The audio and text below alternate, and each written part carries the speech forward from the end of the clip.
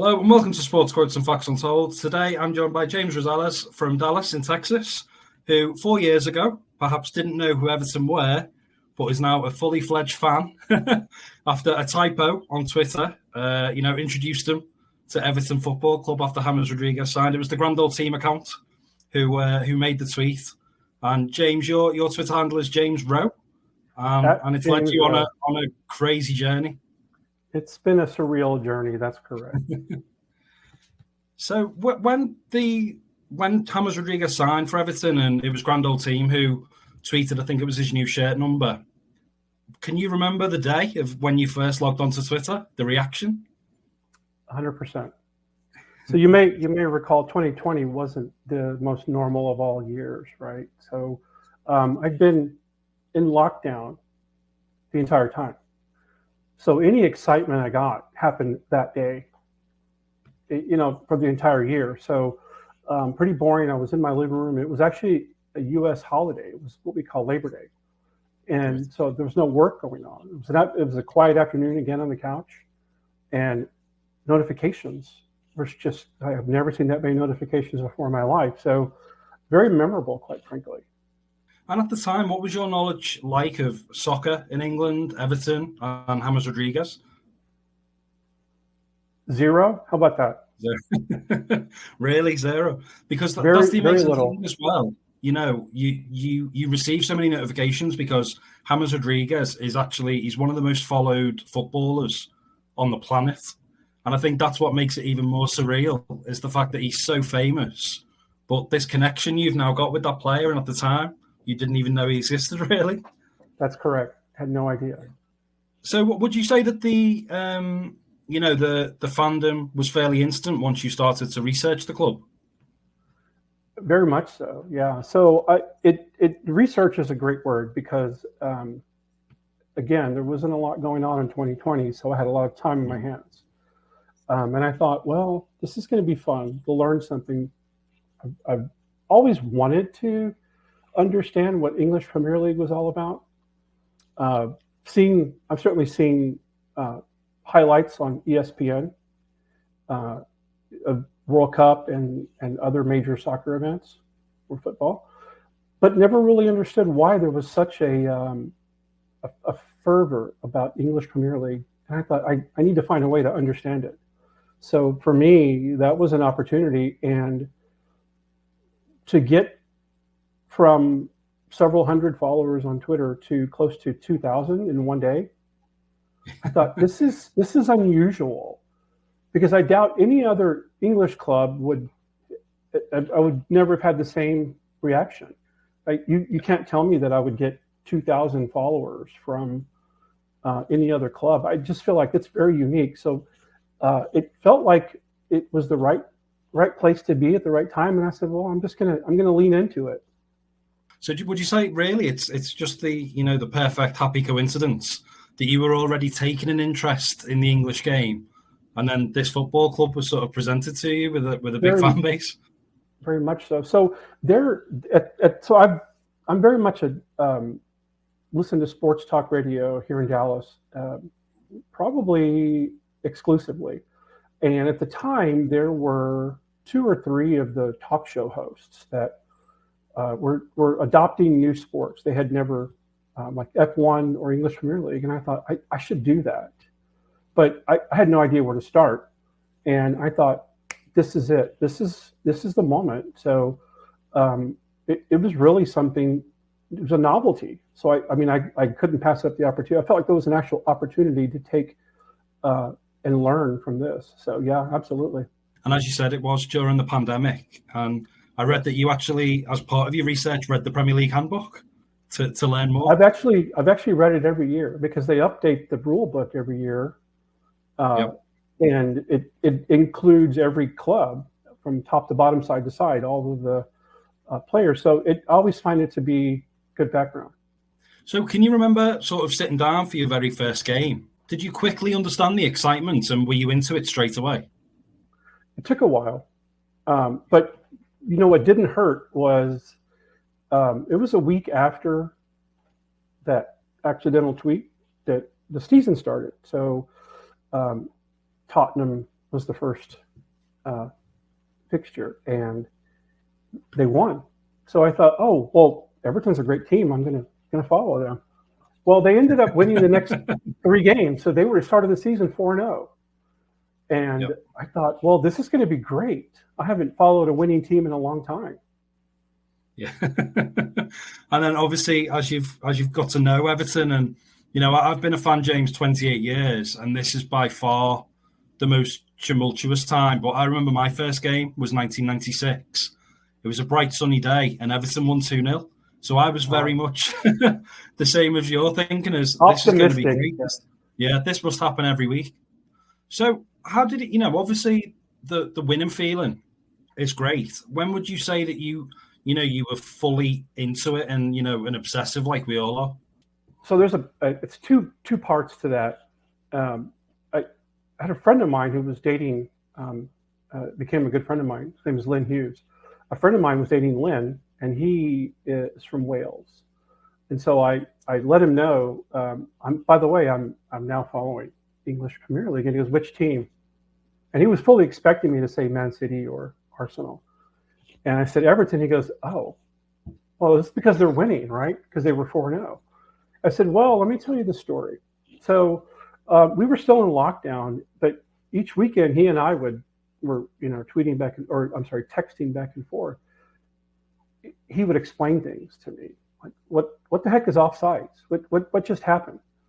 But he would also tell me about the players, and he would also give me all the insights. It sort of led to this richer understanding. We got to the point where we talked about we need to go see this sport, right? And it sort of evolved from there. So this whole concept of learning it, watching it, to be honest, I still don't know all of the ins and outs. I hear match commentary and it's like, oh, I didn't even see that.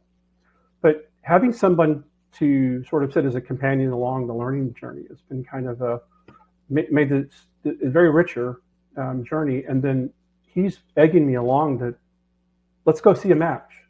In fact, let's go see Tottenham. So that's sort of been my art of trying to understand. Because I think as well, James, even fans like myself who've followed football for 30 years now, I think you've come into the game when it's really started to change. And so there'll even be people like myself who are struggling sometimes with the rules, particularly with VAR and some of the decisions you get from the referee. So I think, credit to you if you're able to keep up with it, because even for myself, it's really difficult right now. Yeah, VAR is interesting. So the sports that I follow here in the States, we have instant replay in football. We have recently adopted instant replay in baseball. But this VAR in English Premier League isn't always very clear as to how the outcome matches what we just saw on the screen. So how it happens, I'm not entirely sure I understand it. James, when you've been looking at Everton, I'm sure you've read some of the history and stuff. Everton in the last sort of 3 decades probably do have a strong connection with American players. There's Tim Howard, who's the goalkeeper of the World Cup. Landon Donovan. 25 years ago, there was Joe Maxmore. So have you noticed that Everton, they do have a big following in America as well? 100%, yeah. Not so much where I live in Dallas, but in a few years back, my wife and I were in Chicago, and we're at a German restaurant, and they're famous for these very large pretzels. So I took a picture of the pretzel, posted it on Twitter. Within seconds, Chicago Evertonian said, "Are you in town?" And I said, "Yes." "Well, you need to come watch the match with us." And that's the moment that really sparked me understanding just how big this supporters base was. So unfortunately, it was one of those early morning matches, right? So in the U.S., we see it 6 hours earlier before you do. And I think it was a 6:30 or 7 o'clock start in the morning. Mm-hmm. So walked into a pub here in the U.S. It is electric already at 6:30 in the morning. The pints are flowing and the full English breakfasts are being served at 6:30 in the morning. and they're all there to watch football. And I said, this is great. But no, wait, these are all Evertonians that are here to watch football. So it made it even more of a richer experience. They gave me this very long scarf, Chicago Evertonian scarf. I had a couple of gifts they gave me. I kind of felt like I was being given an honorary Chicago Evertonians membership at that time. And I thought, this is great. I've never seen, so we don't have that in Dallas. Dallas is so spread out that there are a lot of supporters here, but the Metroplex, the area that we live in, is so large that there's no one, common area for us to all watch. Now, we do occasionally, but I've been to DC, Washington, DC, to watch a match there as well with the DC Evertonians. Yep. And that was even larger. And I thought, this is great. You experience it with American sports where you watch college football, or every Sunday there's pro football, and there's places to go and watch with lots of people. But the uniqueness that the Evertonians have, I think, is pretty rare. Definitely, and I'm sure you've noticed as well when you've spoke to the fellow Americans. It's incredible, isn't it, how everybody has their own story and own connection to the football club in terms of how they first started following it. Very much so. I think a lot of it, a lot of the stories that I hear is that, I wasn't really sure who to follow, but I think I picked the right team. And, my brother went to Liverpool and saw a match, and therefore told us all about this team called Everton, and that's who I'm following. So, very interesting stories. Yeah. So, James, when was it that you decided, right, I need to fly over? Can you remember the memories of the first game? Very much so. The year that I flew over was 2021, and it was a significant birthday milestone for me. I turned 50 that year, but it was right in the middle of COVID lockdown. So, and you couldn't fly internationally, but my wife and I travel internationally quite a bit. I love to travel. So I had the bug to travel. And secondly, I wanted to go see this team called Everton play in the stadium that I've been watching for a year. And so keep in mind, there were no supporters, no fans in the stands that first year that I watched. And then it was just that year that fans were back in the stadium. So I had my friend Lynn egging me on to go see a match. I had the desire to get back on a plane and travel and go see and experience something new. And Everton was to me, it was a perfect combination of three elements put together. Now, what made it really, very special was the Everton fan engagement services. I connected with them to say, hey, I'm going to be there. How do I get a ticket? Well, they were very quick to respond. Provided I ended up buying tickets, so I didn't really need the ticket they were going to provide me. But they said, we can give you a tour. I said, tour and a pitch side photo. I said, are you kidding me? That would be fantastic. So mine was the very first tour that they had after COVID lockdown. In fact, I had to show my the card that showed that I had to show, I had my vaccinations. Got to go into the locker room, got to see the entire stadium top to bottom, side to side. And I think her name was Beth, gave the tour. I think they were probably excited to be giving tours again. So I think we got the full experience, got to walk on through the tunnel, got to hear Z cars, got to go on the pitch. So when I walked on the pitch, a light mist rain started to fall. And Beth from Everton Engagement Services said, you're so lucky. That's it's the Liverpool rain. It's a lucky sign to be here when it starts to sprinkle like that. And I thought, oh, that's great. So fast forward to the actual match, day game, or the game day, got to experience Goodison at its final. People were excited to be back in the stadium, and got to be on a pitch side photo with Graham Stewart. So yeah, from the moment it started. Now I happened to be sitting to my right. There was a very, very loud supporter, very strong, I think Irish accent. So every time he was making comments, I said, "Oh, thank you. I needed the information of what's happening." So listening to him actually gave me a real game day experience. So yeah, it was a fantastic experience from the day it started to the day it ended. Yeah, because I was going to ask as well, James, during your trips over, have you had the opportunity? It sounds like you have to meet fellow Evertonians. 100%. So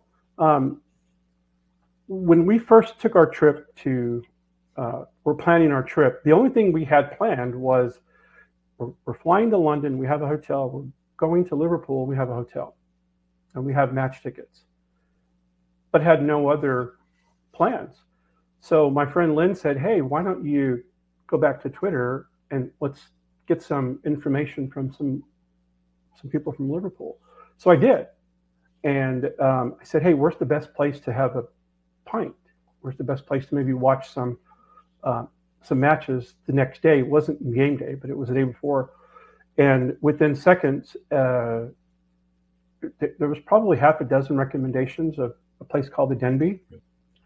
And I said, "Okay, that's where we're going to go. We'll be at the Denby tomorrow at this time."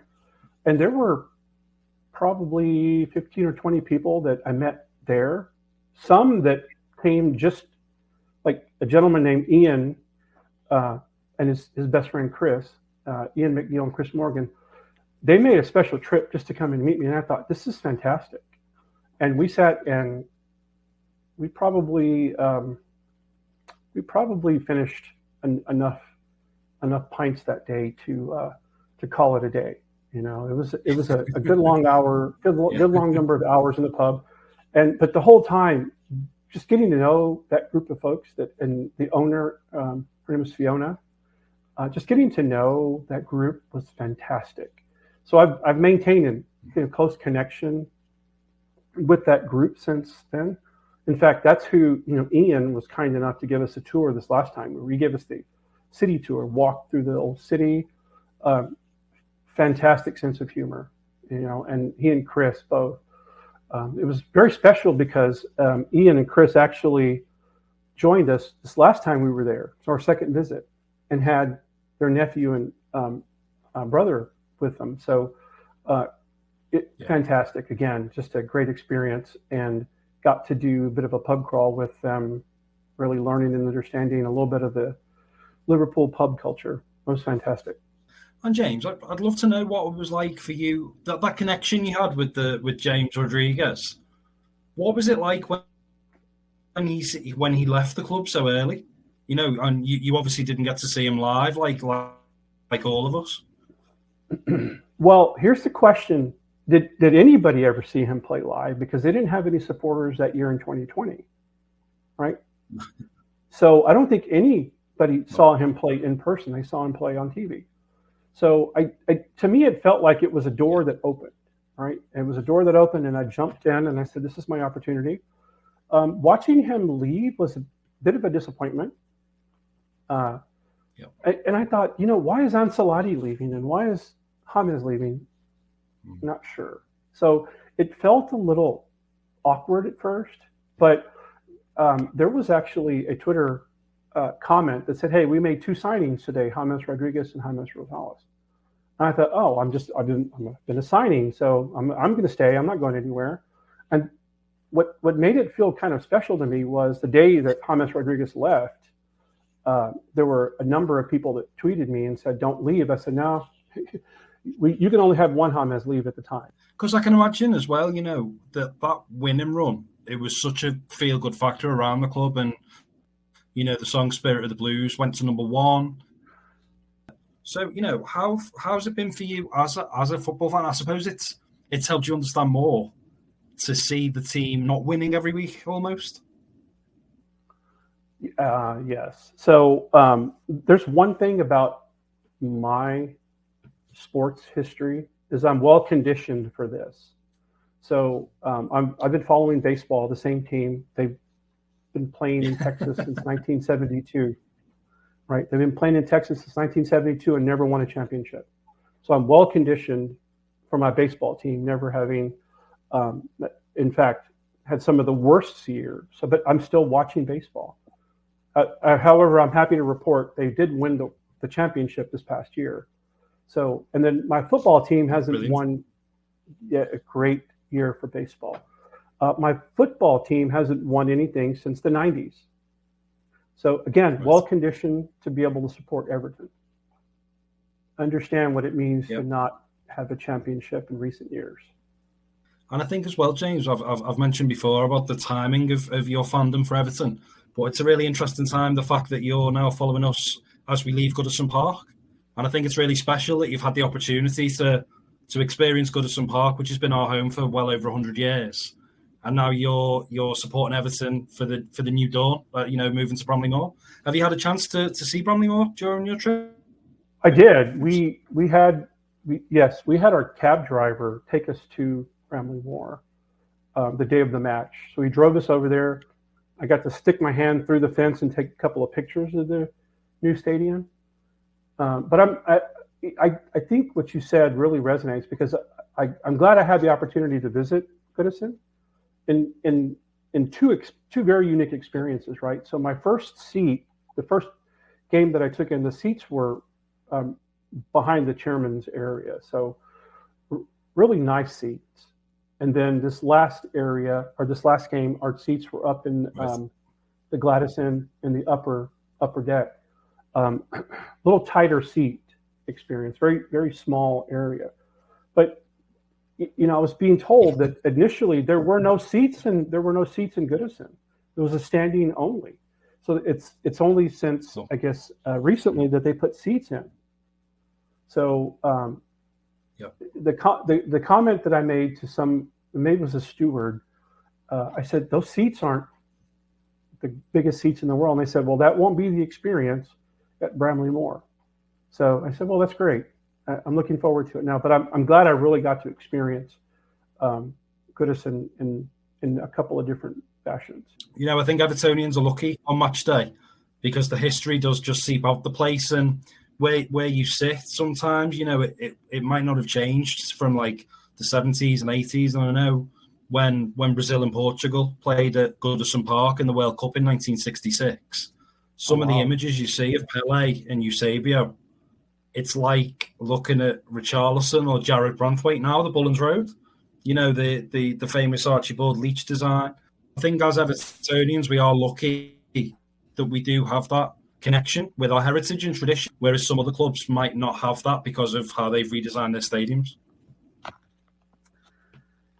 Yeah, so I think the thing that is exciting is the new stadium, but the thing that maybe is a little piece of sad history is what's going to happen to Goodison when they move to Bramley.